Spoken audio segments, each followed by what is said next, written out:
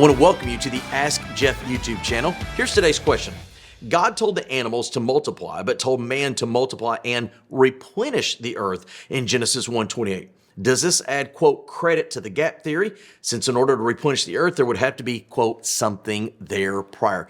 Now, this opens up just a Pandora's box of theological quandaries. So let's take it in segments. Yes, the animal kingdom, day 5 of creation, is told to fill the earth.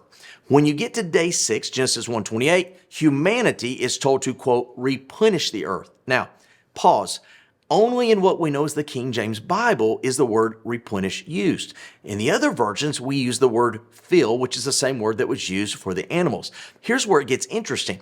When you go to the book of Genesis, chapter 6 through 9, particularly chapter 9, you have Noah's story, the flood, the 8 people that were on the ark. 15 months later, when they step on dry ground, the Lord tells them to, quote, replenish the earth. Now, here's the interesting thing. The word that God uses, if you want to go back into Hebrew, feel free.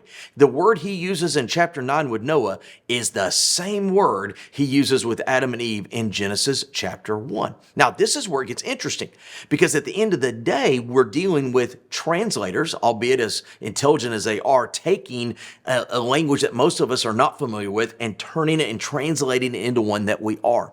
That word can mean fill or it can mean replenish. And that's the importance of how I'm answering this question.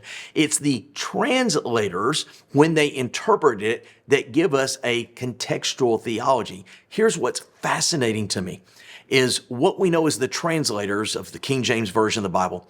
The majority of them were Episcopal, Lutheran, Church of England. They weren't Baptist and Methodist and Presbyterians. So why is that important? Because if you look back at the Congregationalists and the Anglicans of the 17th century, they did not subscribe to what you and I today call the gap theory.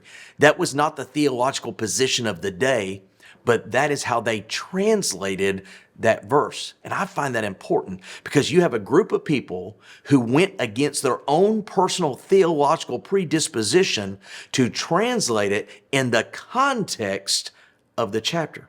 See, in Genesis chapter 1, verse 1, it says, in the beginning, God created. That is the word meaning to bring something out of nothing. When you get to Genesis 1:3 and the following days of creation, it says, let there be light, and God made, and God made. There's this indication of taking something that already exists and reforming, refashioning.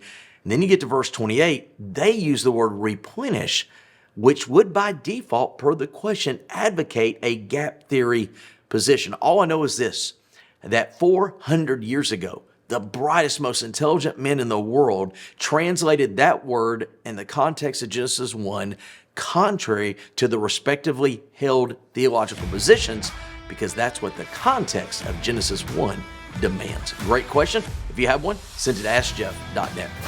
Thanks for being a part of today's daily question. Now, we answer a question each and every day. Please feel free to submit a new question at AskJeff.net. We may not have gotten to yours today, but we eventually will continue to be a part of this. Subscribe so you don't miss out on a question every day.